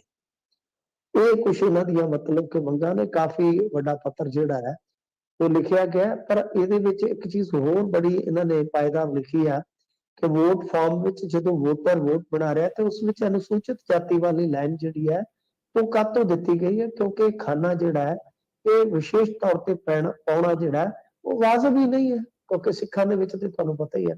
ਜੀ, ਵੈਸੇ ਤੇ ਕਾਸਟਿਜ਼ਮ ਦਾ ਇਹ ਜਿਹੜਾ ਹੈਗਾ ਕੀੜਾ ਆਪਣੇ ਸਮਾਜ ਚੋਂ ਹੀ ਨਹੀਂ ਜਾਂਦਾ, ਪਰ ਸਿੱਖੀਜ਼ਮ ਦੇ ਵਿੱਚ ਇਹਦੀ ਕੋਈ ਹੈਸੀਅਤ ਔਕਾਤ ਨਹੀਂ ਹੈ, ਜਾਤੀਵਾਦ ਨਕਾਰਿਆ ਜਾਂਦਾ। ਸੋ ਉਸ ਲਿਹਾਜ਼ ਨਾਲ ਇਹ ਕਹਿ ਰਹੇ ਆ, ਪਰ ਉਹਨਾਂ ਨੂੰ ਕੋਸ਼ਿਸ਼ ਕਰਨੀ ਚਾਹੀਦੀ ਹੈ ਕਿ ਜੋ ਸਿੱਖੀਜ਼ਮ ਦੇ ਵਿੱਚ ਜਿਹੜੇ ਕਾਸਟਿਜ਼ਮ ਨੂੰ ਵਧਾਵਾ ਦਿੰਦੇ ਆ ਕਿ ਉਹਨਾਂ ਦੇ ਖਿਲਾਫ ਵੀ ਸਖਤੀ ਨਾਲ ਬੋਲਿਆ ਕਰਨ। ਜੀ। ਤੇ ਮਿੰਟੂ ਜੀ, ਰਾਹੁਲ ਗਾਂਧੀ ਨੇ ਸੱਤਿਆਪਾਲ ਮਲਿਕ ਦੀ ਇੰਟਰਵਿਊ ਕੀਤੀ ਹੈ ਜੀ। ਹਾਂਜੀ, ਰਾਹੁਲ ਗਾਂਧੀ ਵੇਖ ਲਓ ਉਹਦਾ ਸਾਰੇ ਕੰਮ ਹੀ ਕਰੀ ਜਾਂਦਾ, ਇੰਟਰਵਿਊ ਵੀ ਲਈ ਜਾਂਦਾ ਆ, ਹੂੰ, ਤੇ ਝੋਨਾ ਵੀ ਲਾ ਲੈਂਦਾ ਹੈ, ਕੁਲੀ ਵੀ ਬਣ ਜਾਂਦਾ ਹੈ, ਸਾਰਾ ਕੁਝ ਕਰਦਾ ਹੈ। ਤਾਂ ਇਹ ਇੱਕ ਲੰਮੀ ਚੌੜੀ ਇੰਟਰਵਿਊ ਆ, ਸਾਰੀ ਤਾਂ ਨਹੀਂ। ਵੈਸੇ ਹੀ ਮੈਂ ਸਿਹਤ ਦੀ ਸਮੱਸਿਆ ਨਾਲ ਜੂਝ ਰਿਹਾ, ਤੇ ਕਾਫੀ ਲੰਬੀ ਹੈ, ਮੇਰੇ ਤੋਂ ਪੜ੍ਹ ਵੀ ਨਹੀਂ ਹੋਈ ਕਿਉਂਕਿ ਮੈਂ ਹੁਣੇ ਹੈ। ਸਾਰੀ ਇੰਟਰਵਿਊ ਜਿਹੜੀ ਸਕ੍ਰਿਪਟ ਪੜ੍ਹੀਏ ਤੇ ਕਾਫੀ ਲੰਮਾ ਸਮਾਂ ਲੱਗੇਗਾ। ਪਰ ਇਹਦੇ ਵਿੱਚ ਜਿਹੜਾ ਕਹਿ ਲਓ ਉਹਨਾਂ ਨੇ ਮੁੱਖ ਤੌਰ ਤੇ ਸਟੇਟਮੈਂਟ ਦਰਜ ਕਰਵਾਇਆ ਸੱਤਿਆਪਾਲ ਮਲਿਕ ਹੋਰਾਂ ਨੇ, ਜਿਹੜੇ ਇਹਨਾਂ ਦੇ ਆਪਣੇ ਪੁਰਾਣੇ ਸਾਥੀ ਰਹੇ ਨੇ ਕਿਸੇ ਟਾਈਮ ਤੇ, ਮੁੜ ਕੇ ਕਸ਼ਮੀਰ ਚੋਂ ਜਿਸ ਤਰ੍ਹਾਂ ਇਹਨਾਂ ਨੂੰ ਕੱਢਿਆ ਗਿਆ, ਫਿਰ ਇੱਕ ਸਟੇਟ ਹੋਰ ਚੋਂ ਕੱਢਿਆ ਗਿਆ, ਉਸ ਤੋਂ ਬਾਅਦ ਇਹ ਬਾਗੀ ਹੋ ਗਏ ਸਨ। ਤੇ ਹੂੰ, ਇਹ ਕਹਿੰਦੇ ਆ, ਯਾਨੀ ਸਵਾਲ ਜਵਾਬ ਬਹੁਤ ਜ਼ਿਆਦਾ ਹੋਏ ਨੇ, ਉਹ ਸਾਰਾ ਕੁਝ ਤੁਹਾਨੂੰ ਗੂਗਲ ਤੋਂ ਮਿਲ ਜਾਣਾ ਜੇ ਵਿਸਤਾਰ ਪੂਰਵਕ ਕਿਸੇ ਨੇ ਪੜ੍ਹਨੀ ਹੋਵੇ। ਪਰ ਮੈਂ ਇੱਥੇ ਮੁੱਖ ਤੌਰ ਤੇ ਜਿਹੜੇ ਜੰਮੂ ਕਸ਼ਮੀਰ ਦਾ ਮਸਲਾ ਉਹਦੇ ਤੇ ਗੱਲ ਕਰੀਏ ਤਾਂ ਉਹ ਕਹਿੰਦੇ ਆ ਕਿ ਜ਼ਬਰਦਸਤੀ ਜਾਂ ਫੋਰਸ ਇਸ ਨੂੰ ਠੀਕ ਨਹੀਂ ਕਰ ਸਕਦੇ। ਜੀ, ਜੰਮੂ ਕਸ਼ਮੀਰ ਦੇ ਲੋਕਾਂ ਨੂੰ ਜਿੱਤ ਕੇ ਤੁਸੀਂ ਕੁਝ ਕਰ ਸਕਦੇ ਹੋ, ਮਤਲਬ ਕਿ ਜੰਮੂ ਕਸ਼ਮੀਰ ਤੇ ਇਹ ਬੋਲਿਆ। ਪਰ ਸਭ ਤੋਂ ਵੱਡੀ ਗੱਲ ਜਿਹੜੀ ਇਹਨਾਂ ਨੇ ਕਹੀ ਆ ਕਿ ਮੈਂ ਲਿਖ ਕੇ ਦੇਣ ਵਾਸਤੇ ਤਿਆਰ ਆ ਕਿ ਨਰਿੰਦਰ ਮੋਦੀ ਦੀ ਸਰਕਾਰ ਦੁਬਾਰਾ ਨਹੀਂ ਆ ਰਹੀ। ਇਹ ਇੱਕ ਵੱਡਾ ਦਾਅਵਾ ਹੈ ਹੂੰ, ਕਿ ਇਹਨਾਂ ਕੋਲ ਸਾਰੇ ਰਾਜਾਂ ਦੀ ਟੋਟਲ ਮਤਲਬ ਕਿ ਅਗਾਊ ਰਿਪੋਰਟ ਹੈਗੀ ਆ। ਜਾਂ ਇੱਕ ਮੈਂ ਜਿਵੇਂ ਕਿਹਾ ਕਿ ਇਹ ਤੁਹਾਨੂੰ ਪਤਾ ਹੀ ਆ, ਕੁਝ ਲੋਕ ਸੱਤਿਆ, ਮੈਂ ਕਿਸੇ ਦੇ ਦਾਅਵੇ ਨੂੰ ਨਕਾਰਦਾ ਨਹੀਂ ਹੈ, ਹੂੰ, ਪਰ ਦੂਸਰਾ ਐਂਗਲ ਸਾਡੇ ਇੱਥੇ ਸਮਝਿਆ ਨਹੀਂ ਜਾਂਦਾ ਜਾਂ ਜਾਣਨ ਦੀ ਚੇਸ਼ਟਾ ਨਹੀਂ ਕੀਤੀ ਜਾਂਦੀ ਕਿ ਅਸਲ ਦੇ ਵਿੱਚ ਇਹਨਾਂ ਦੀ ਅਦਾਵਤ ਕੀ ਹੈ। ਕਈ ਵਾਰ ਉਹ ਅਦਾਵਤ ਬਗਾਵਤ ਦਾ ਕਾਰਨ ਬਣਦੀ ਹੈ। ਅਦਾਵਤ ਮਤਲਬ ਦੁਸ਼ਮਣੀ, ਹੂੰ, ਹੂੰ, ਉਹ ਬਗਾਵਤ ਬਣ ਜਾਂਦੀ ਆ। ਮਤਲਬ ਗੱਲ ਇਹ ਹੈ ਕਿ ਇੱਕ ਤਾਂ ਹੁੰਦਾ ਕਿ ਬਿਲਕੁਲ ਤੁਸੀਂ ਅਧਿਐਨ ਕੀਤਾ, ਡਾਟਾ ਐਨਾਲਾਈਜ਼ ਕੀਤਾ ਹੈ, ਜਾਂ ਵੱਖ-ਵੱਖ ਕੋਨਿਆਂ ਚੋਂ ਰਿਪੋਰਟਾਂ ਜਟਾਈਆਂ, ਫਿਰ ਤੁਸੀਂ ਕਿਸੇ ਠੋਸ ਨਤੀਜੇ ਤੇ ਪਹੁੰਚ ਕਰ ਇਹ ਗੱਲ ਕਹਿ ਰਹੇ ਹੋ। ਇੱਕ ਹੁੰਦਾ ਮੇਰੇ ਵਰਗਾ ਸਿਰਫ ਬੰਦੇ ਨੇ ਇੰਨਾ ਵਿਰੋਧ ਹੀ ਕਰਨਾ, ਚਾਹੇ ਅਗਲਾ ਸੋਨੇ ਦਾ ਵੀ ਬਣ ਜਾਵੇ, ਹੂੰ, ਹੂੰ, ਤਾਂ ਉਸ ਲਿਹਾਜ਼ ਨਾਲ। ਸੋ ਇਹ ਚੀਜ਼ ਤੇ ਹੁਣ ਸੱਤਿਆਪਾਲ ਮਲਿਕ ਹੀ ਜਾਣਦੇ, ਸੱਤਿਆਪਾਲ ਮਲਿਕ ਹੀ ਜਾਣਦੇ ਆ। ਜੀ, ਸੋ ਗੱਲ ਇਹ ਆ ਕਿ ਜੇਕਰ ਇਹਨਾਂ ਦੇ ਕੋਲ ਇਸ ਤਰ੍ਹਾਂ ਦਾ ਕੋਈ ਅਧਿਐਨ ਹੈ ਤਾਂ ਇਹਨਾਂ ਨੂੰ ਸਗੋਂ ਹੋਰ ਮਤਲਬ ਕਿ ਤਫਸੀਲ ਪੂਰਵਕ ਦੱਸ ਦੇਣਾ ਚਾਹੀਦਾ, ਕਿਉਂਕਿ ਉਹਦੇ ਨਾਲ ਇੰਡੀਆ ਨੂੰ ਹੋਰ ਮਜ਼ਬੂਤੀ ਮਿਲੇਗੀ। ਹੂੰ, ਜੀ। ਮਿੰਟੂ ਜੀ, ਇਹਨਾਂ ਖਾਸ ਖਬਰਾਂ ਤੇ ਖਾਸ ਜਾਣਕਾਰੀਆਂ ਦੇ ਲਈ ਬਹੁਤ-ਬਹੁਤ ਧੰਨਵਾਦ ਜੀ। ਜੀ ਸ਼ੁਕਰੀਆ। ਜੀ। ਪ੍ਰੋਗਰਾਮ ਖਬਰ ਤੇ ਨਜ਼ਰ ਦੇ ਪਹਿਲੇ ਹਿੱਸੇ ਦੇ ਵਿੱਚ ਆਪਣੇ ਨਾਲ ਜੁੜੇ ਸਨ ਮਿੰਟੂ ਗੁਰਸਰੀਆ ਜੀ, ਜਿਨ੍ਹਾਂ ਦੇ ਨਾਲ ਆਪਾਂ ਕਈ ਅਹਿਮ ਖਬਰਾਂ ਨੂੰ ਲੈ ਕੇ ਚਰਚਾ ਕੀਤੀ ਹੈ। ਖਬਰਾਂ ਹਾਲੇ ਹੋਰ ਵੀ ਨੇ ਜਿਨ੍ਹਾਂ ਤੇ ਚਰਚਾ ਕਰਾਂਗੇ। ਵੇਲਾ ਹੋ ਗਿਆ ਇੱਕ ਬ੍ਰੇਕ ਦੇ ਲਈ ਰੁਕਣ ਦਾ। ਜਲਦ ਵਾਪਸੀ ਇੱਕ ਸ਼ਾਰਟ ਬ੍ਰੇਕ ਤੋਂ ਬਾਅਦ। ਜੁੜੇ ਰਹੋ ਪੰਜਾਬੀ ਰੇਡੀਓ USA ਦੇ ਨਾਲ।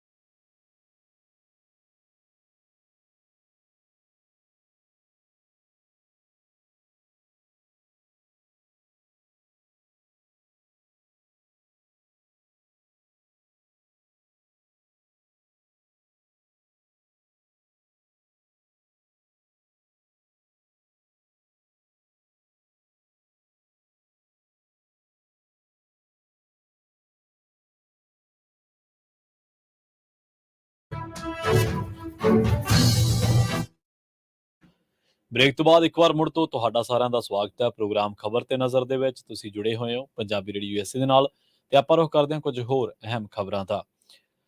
ਪੰਜਾਬ ਸਰਕਾਰ ਵੱਲੋਂ ਗੁਰੂ ਰਾਮਦਾਸ ਜੀ ਦਾ ਪ੍ਰਕਾਸ਼ ਪੁਰਬ ਮਨਾਉਣ ਵਾਸਤੇ 30 ਅਕਤੂਬਰ ਨੂੰ ਜ਼ਿਲ੍ਹਾ ਅੰਮ੍ਰਿਤਸਰ ਦੇ ਵਿੱਚ ਸਥਾਨਕ ਛੁੱਟੀ ਦਾ ਐਲਾਨ ਕਰ ਦਿੱਤਾ ਹੈ।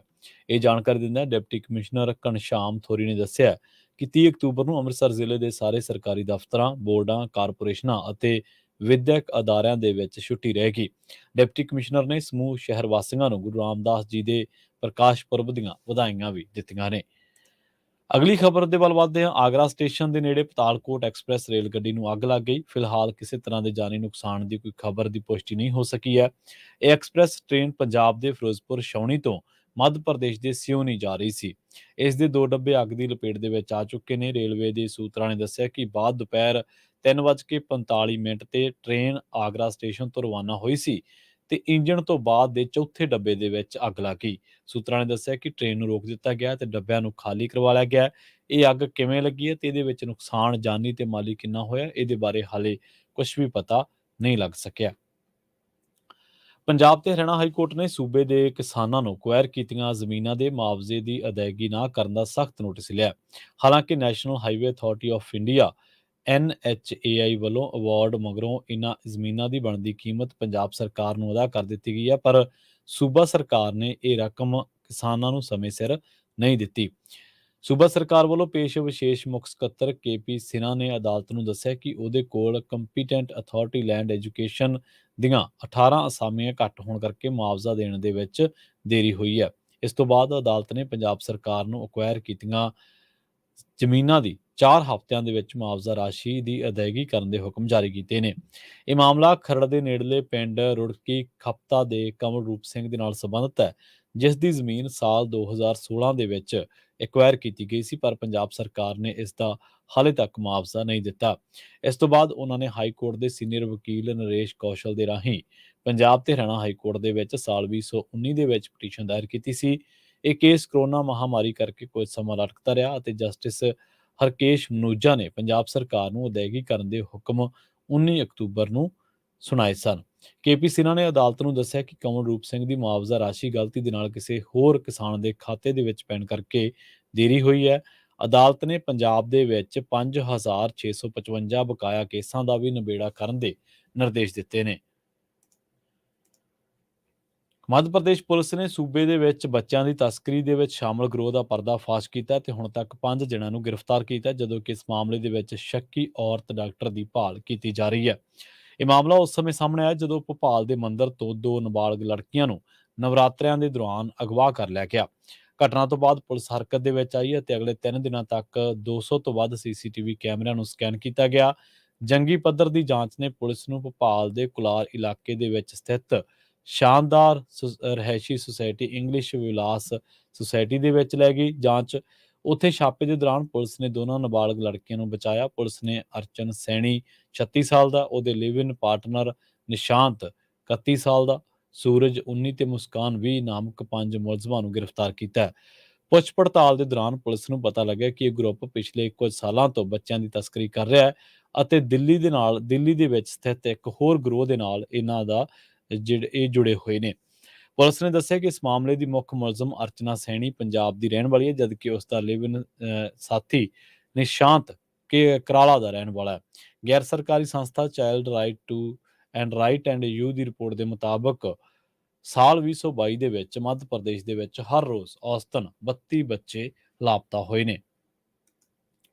ਪੰਜਾਬੀ ਰੇਡੀਓ ਯੂਐਸਏ ਦੇ ਕੱਲ ਦੇ ਪ੍ਰੋਗਰਾਮ ਦੇ ਵਿੱਚ ਖਬਰ ਤੇ ਨਜ਼ਰ ਪ੍ਰੋਗਰਾਮ ਦੇ ਵਿੱਚ ਆਪਾਂ ਕਿਸਾਨਾਂ ਨੂੰ ਜਿਹੜੀ ਖਾਦ ਦੀ ਸਬਸਿਡੀ ਤੇ ਖਾਦ ਦੀ ਜਿਹੜੀ ਘੱਟ ਐਲੋਕੇਸ਼ਨ ਆ ਉਹਦੇ ਤੇ ਚਰਚਾ ਕੀਤੀ ਸੀਗੀ। ਹੁਣ ਉਸ ਤੋਂ ਬਾਅਦ ਮੋਦੀ ਸਰਕਾਰ ਨੇ ਸਾਫ਼ ਕੀਤਾ ਕਿ ਕਿਸਾਨਾਂ ਨੂੰ ਖਾਦਾਂ ਤੇ ਸਬਸਿਡੀ ਮਿਲਦੀ ਰਹੇਗੀ ਅਤੇ ਸਰਕਾਰ ਖਾਦ ਦੀਆਂ ਕੀਮਤਾਂ ਤੇ ਕੋਈ ਅਸਰ ਨਹੀਂ ਪੈਣ ਦੇਵੇਗੀ ਤੇ ਇਹਦੇ ਨਾਲ ਉਹਨਾਂ ਇਹ ਵੀ ਕਿਹਾ ਕਿ NBS ਦੇ ਤਹਿਤ ਕਿਸਾਨਾਂ ਨੂੰ ਰਿਆਇਤੀ ਕੀਮਤਾਂ ਤੇ ਖਾਦ ਮਿਲਦੀ ਰਹੇਗੀ ਅਤੇ ਯੂਰੀਆ ਦੀਆਂ ਕੀਮਤਾਂ ਦੇ ਵਿੱਚ 1 ਵੀ ਪੈਸੇ ਦਾ ਵਾਧਾ ਜਿਹੜਾ ਉਹ ਨਹੀਂ ਹੋਊਗਾ। ਉਹਨਾਂ ਨੇ ਕਿਹਾ ਕਿ ਕੌਮਾਂਤਰੀ ਮੰਡੀ ਦੇ ਵਿੱਚ ਵਧ ਰਹੀਆਂ ਕੀਮਤਾਂ ਦਾ ਦੇਸ਼ ਦੇ ਕਿਸਾਨਾਂ ਦੇ ਉੱਤੇ ਕੋਈ ਅਸਰ ਨਹੀਂ ਹੋਊਗਾ ਤੇ ਨਾਲ ਹੀ ਉਹਨਾਂ ਨੇ ਕਿਹਾ ਕਿ 2021 ਤੋਂ ਸਬਸਿਡੀ ਦੀ ਜਿਹੜੀ ਦਰ ਤੈਅ ਕੀਤੀ ਹੈ ਉਸੇ ਤਰ੍ਹਾਂ ਕਿਸਾਨਾਂ ਤੇ ਵਧਦੀਆਂ ਕੀਮਤਾਂ ਦਾ ਬੋਝ ਨਾ ਪਵੇ ਤੇ ਉਹਨਾਂ ਅੱਗੇ ਕਿਹਾ ਕਿ ਯੂਰੀਆ ਦੀ ਕੀਮਤ ਦੇ ਵਿੱਚ 1 ਵੀ ਰੁਪਏ ਦਾ ਵਾਧਾ ਅਸੀਂ ਨਹੀਂ ਕਰਾਂਗੇ ਤੇ ਪ੍ਰਤੀ ਥੈਲਾ 45 ਰੁਪਏ ਯੂਰੀਆ ਜਿਹੜੀ ਆ ਉਹ ਘੱਟ ਮਿਲੂਗੀ ਤੇ ਨਾਲ ਹੀ ਯੂਰੀਆ ਤੇ ਡੀਏਪੀ ਜਿਹੜੀ ਪਿਛਲੀ ਵਾਰੀ ਕੀਮਤਾਂ ਅਦਾ ਕੀਤੀਆਂ ਗਈਆਂ ਸਨ ਕਿਸਾਨਾਂ ਦੇ ਵੱਲੋਂ ਉਹਨਾਂ ਤੇ ਵੀ ਮਿਲਦੀ ਰਹੂਗੀ। ਇਹਦੇ ਨਾਲ ਹੀ ਅਨੁਰਾਗ ਠਾਕੁਰ ਨੇ ਕਿਹਾ ਹੈ ਕਿ ਅਸੀਂ ਇਸ ਗੱਲ ਨੂੰ ਵੀ ਯਕੀਨੀ ਬਣਾਵਾਂਗੇ ਕਿ ਕਿਸਾਨਾਂ ਨੂੰ ਜਿਹੜੀ ਖਾਦ ਆ ਉਹ ਪੂਰੀ ਮਿਲੇ ਤੇ ਇਹਦੇ ਤੇ ਸਬਸਿਡੀ ਨੂੰ ਵੀ ਅਸੀਂ ਯਕੀਨੀ ਬਣਾਵਾਂਗੇ। ਆਪਾਂ ਕੱਲ੍ਹ ਦੇ ਪ੍ਰੋਗਰਾਮ ਦੇ ਵਿੱਚ ਹੀ ਚਰਚਾ ਜਿਹੜੀ ਉਹ ਕੀਤੀ ਸੀ ਇਸ ਗੱਲ ਦੀ ਕਿ ਅਸਲ ਦੇ ਵਿੱਚ ਜਦੋਂ ਤੋਂ ਇਹ ਕਣਕ ਦੀ ਬਿਜਾਈ ਦਾ ਸੀਜ਼ਨ ਆਉਂਦਾ ਤਾਂ ਜਦੋਂ ਵੀ ਡੀਏਪੀ ਦੀ ਕਿਸਾਨਾਂ ਨੂੰ ਲੋੜ ਹੁੰਦੀ ਹੈ ਤਾਂ ਉਹਦੀਆਂ ਆਪਾਂ ਖਬਰਾਂ ਸੁਣਦੇ ਹਾਂ ਕਿ ਡੀਏਪੀ ਦੀ ਜਿਹੜੀ ਆ ਉਹ ਪਿੱਛੋਂ ਸਪਲਾਈ ਘੱਟ ਹੈ ਜਾਂ ਡੀਏਪੀ ਦੀ ਐਲੋਕੇਸ਼ਨ ਦੇ ਵਿੱਚ ਕੋਈ ਜਿਹੜਾ ਉਹ ਇੱਕ ਤਰੀਕੇ ਦੇ ਨਾਲ ਸਹੀ ਨਹੀਂ ਹੈ। ਸਰਕਾਰੀ ਸਹਿਕਾਰੀ ਸਭਾਵਾਂ ਸੁਸਾਇਟੀਆਂ ਨੂੰ ਜਿਹੜੀ ਡੀਏਪੀ ਦੀ ਐਲੋਕੇਸ਼ਨ ਹੈ ਜਾਂ ਡੀਏਪੀ ਜਿੰਨੀ ਬਣਦੀ ਹੈ ਓਨੀ ਨਹੀਂ ਦਿੱਤੀ ਜਾਂਦੀ। ਸੋ ਹੁਣ ਪਰ ਸਰਕਾਰ ਨੇ ਇਸ ਗੱਲ ਦਾ ਦਾਅਵਾ ਕੀਤਾ, ਹਾਲਾਂਕਿ ਇਹਨੂੰ ਆਪਾਂ ਹਕੀਕਤ ਨਹੀਂ ਕਹਿ ਸਕਦੇ ਕਿ ਨਾ ਤਾਂ ਰੇਟ ਵਧ ਰਹੇ ਆ ਤੇ ਜਿਹੜੀ ਖਾਦ ਦੀ ਐਲੋਕੇਸ਼ਨ ਆ ਉਹ ਵੀ ਪੂਰੀ ਤਰ੍ਹਾਂ ਨਾਲ ਅਸੀਂ ਯਕੀਨੀ ਬਣਾਵਾਂਗੇ। ਉਧਰ ਦੂਜੇ ਪਾਸੇ ਰੁੱਖ ਕਰੀਏ ਰੂਪਨਗਰ ਦਾ, ਜਿਹੜੀ ਕਿ ਇਸ ਵੇਲੇ ਪੰਜਾਬ ਦਾ ਸਭ ਤੋਂ ਵੱਡਾ ਮਸਲਾ ਬਣਿਆ ਹੋਇਆ ਹੈ। ਮ੍ਰਿਤਕਾ ਬਲਵਿੰਦਰ ਕੌਰ ਨੂੰ ਇਨਸਾਫ ਦਿਵਾਉਣ ਦੇ ਲਈ ਲੱਗਿਆ ਧਰਨਾ ਹਜੇ ਵੀ ਜਾਰੀ ਹੈ ਤੇ ਸਿਵਲ ਹਸਪਤਾਲ ਦੇ ਮੁਰਦਾ ਘਰ ਦੇ ਅੱਗੇ ਸਹਾਇਕ ਪ੍ਰੋਫੈਸਰ ਮ੍ਰਿਤਕਾ ਬਲਵਿੰਦਰ ਕੌਰ ਨੂੰ ਜਿਹੜਾ ਇਨਸਾਫ ਦਿਵਾਉਣ ਦਾ ਧਰਨਾ, ਰੋਸ ਧਰਨਾ, ਇਹ ਜਾਰੀ ਹੈ।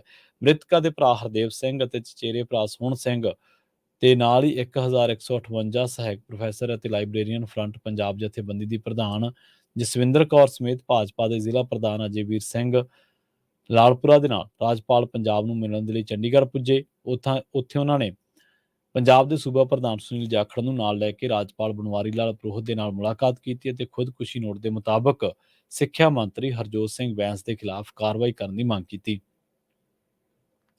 ਉਧਰ ਦੂਜੇ ਪਾਸੇ ਪਤਾ ਲੱਗਿਆ ਕਿ ਇਸ ਰੋਸ ਧਰਨੇ ਨੂੰ ਹੁਣ ਵੱਖ-ਵੱਖ ਸਿਆਸੀ ਪਾਰਟੀਆਂ ਦਾ ਜਿਹੜਾ ਸਮਰਥਨ ਉਹ ਮਿਲਣਾ ਸ਼ੁਰੂ ਹੋ ਗਿਆ ਤੇ ਇਸ ਰੋਸ ਧਰਨੇ ਦੇ ਵਿੱਚ ਮੰਗ ਇਹ ਕੀਤੀ ਜਾ ਰਹੀ ਹੈ ਕਿ ਜਿਹੜੇ ਲੋਕ ਜਿਨ੍ਹਾਂ ਨੂੰ ਪਹਿਲਾਂ ਦੀਆਂ ਸਰਕਾਰਾਂ ਨੇ ਹੀ ਬਕਾਇਦਾ ਉਹਨਾਂ ਦੀ ਭਰਤੀ ਪ੍ਰਕਿਰਿਆ ਮੁਕੰਮਲ ਆ ਪਰ ਉਹਨਾਂ ਨੂੰ ਹਾਲੇ ਤੱਕ ਜੁਆਇਨ ਨਹੀਂ ਕਰਵਾਇਆ ਗਿਆ, ਉਹਨਾਂ ਨੂੰ ਜੁਆਇਨ ਕਰਵਾਇਆ ਜਾਵੇ। ਤੇ ਜਿਹੜੀ ਇਹ ਮ੍ਰਿਤਕਾ ਬਲਵਿੰਦਰ ਕੌਰ ਆ ਬੀਬੀ ਜੀ ਨੇ ਇਹ ਗੱਲ ਕਹਿੰਦਿਆਂ ਖੁਦਕੁਸ਼ੀ ਕੀਤੀ ਹੈ ਕਿ ਜੇਕਰ ਮੇਰੇ ਖੁਦਕੁਸ਼ੀ ਕਰਨ ਦੇ ਨਾਲ ਇਹ ਜਿਹੜੀ ਸੰਘਰਸ਼ ਦੀ ਲੜਾਈ ਹੈ ਤੇਜ਼ ਹੋ ਜੂਗੀ ਤਾਂ ਮੈਂ ਆਪਣੀ ਜਾਨ ਦੇ ਦੇਣੀ ਹੈ। ਇਹ ਨਾਲ ਆਪਣੇ ਪੱਤਰ ਦੇ ਵਿੱਚ ਇਹ ਵੀ ਗੱਲ ਲਿਖੀ ਹੈ ਕਿ ਅਸੀਂ ਲਗਾਤਾਰ ਸਰਕਾਰ ਸਾਨੂੰ ਜ਼ਲੀਲ ਕਰ ਰਹੀ ਹੈ ਤੇ ਜ਼ਲੀਲ ਕਰਨ ਕਰਕੇ ਅਸੀਂ ਹੁਣ ਸਮਾਜਿਕ ਤੌਰ ਤੇ ਜਿਹੜਾ ਸਾਡਾ ਮਾਣ ਅਪਮਾਨ ਹੋ ਰਿਹਾ ਉਹਨੂੰ ਜ਼ਿਆਦਾ ਬਰਦਾਸ਼ਤ ਨਹੀਂ ਕਰ ਸਕਦੇ।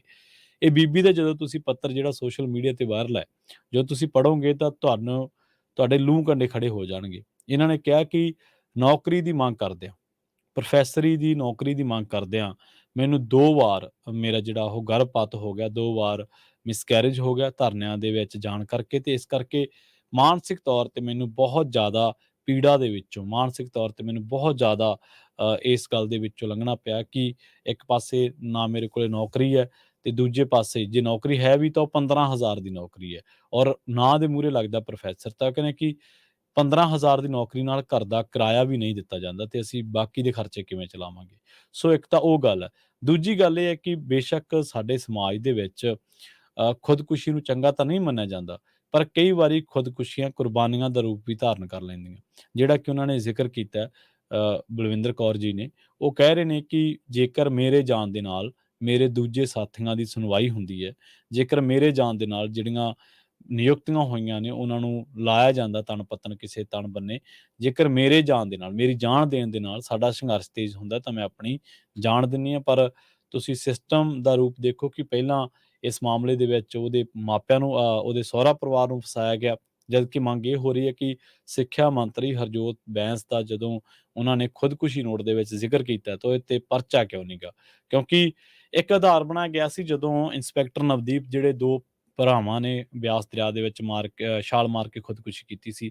ਇੰਸਪੈਕਟਰ ਨਵਦੀਪ ਜਿਹੜਾ ਕਿ ਹਲੇ ਫਰਾਰ ਹੈ, ਉਹਨੇ ਡੀਜੀਪੀ ਨੇ ਉਦੋਂ ਇਹ ਗੱਲ ਕਹੀ ਸੀਗੀ, ਮੇਰੇ ਚੰਗੀ ਤਰ੍ਹਾਂ ਯਾਦ ਹੈ ਕਿ ਕਿਸੇ ਖੁਦਕੁਸ਼ੀ ਨੋਟ ਦੇ ਆਧਾਰ ਤੇ ਜਿੰਨਾ ਚਿਰ ਡੈੱਡ ਬੋਡੀ ਬਰਾਮਦ ਨਹੀਂ ਹੁੰਦੀ ਉਹਨਾਂ ਚਿਰ ਕਿਸੇ ਨੂੰ ਨਾਮਜ਼ਦ ਕਰਨਾ ਬਹੁਤ ਔਖਾ ਹੈ, ਕਿਉਂਕਿ ਇਹ ਸਬੂਤ ਨਹੀਂ ਹੈ ਕਿ ਵਾਕਈ ਉਹਦੀ ਮੌਤ ਹੋਈ ਹੈ ਜਾਂ ਕੀ ਹੈ।